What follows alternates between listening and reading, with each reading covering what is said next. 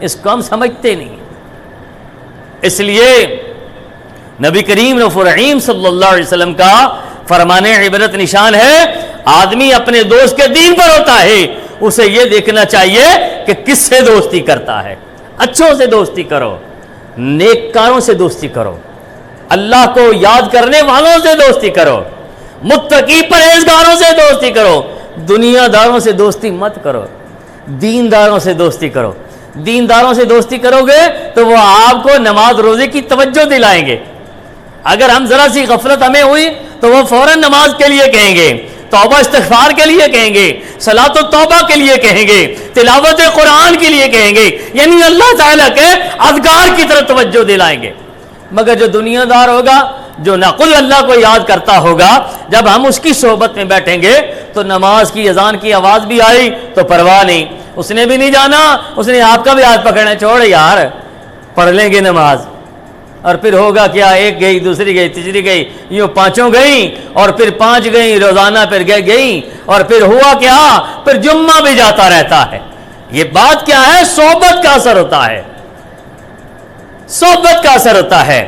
اسی لیے کہتے ہیں چنگے بندے دی صحبت یارو، جویں دکان عطاراں، سودا بھاویں مل نہ لئیے، بلے آن ہزاراں. اور برے بندے دی صحبت یارو، جویں دکان لوہاراں، کپڑے بھاویں کنج کنج بئیے، چنگا پین ہزاراں. اب اچھے آدمی کی صحبت کا اثر، ایک عطار کی دکان کی مثال دی گئی کہ عطار یعنی عطر فروش کی دکان پر آپ چلے جائیں، آپ تھوڑی دیر کے لیے وہاں ٹھہریں، آپ کے کپڑوں سے بھی خوشبو آنے لگ جائے گی.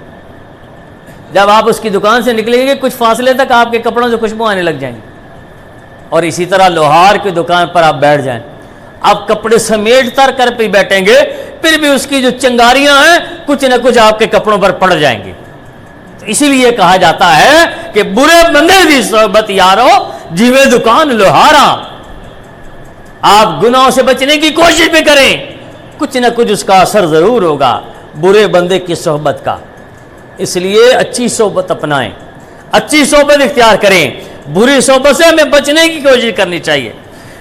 ایک شخص سب سے الگ تلگ رہا کرتا تھا، حضرت سیدنا ابو درداء رضی اللہ تعالیٰ عنہ اس کے پاس تشریف لے گئے اور دریافت فرمایا کہ آپ سب سے الگ تلگ کیوں رہتے ہیں، آپ سب کے ساتھ کیوں نہیں بیٹھتے؟ تو انہوں نے ارشاد فرمایا کہ میرے دل میں یہ خوف بیٹھ گیا ہے کہ کہیں ایسا نہ ہو میرا ایمان چھن جائے اور مجھے اس کی خبر تک نہ ہو. محبوب خدا سر پہ اجل آ کے کھڑی ہے، محبوب خدا سر پہ اجل آ کے کھڑی ہے، شیطان سے عطار کا ایمان بچا لو.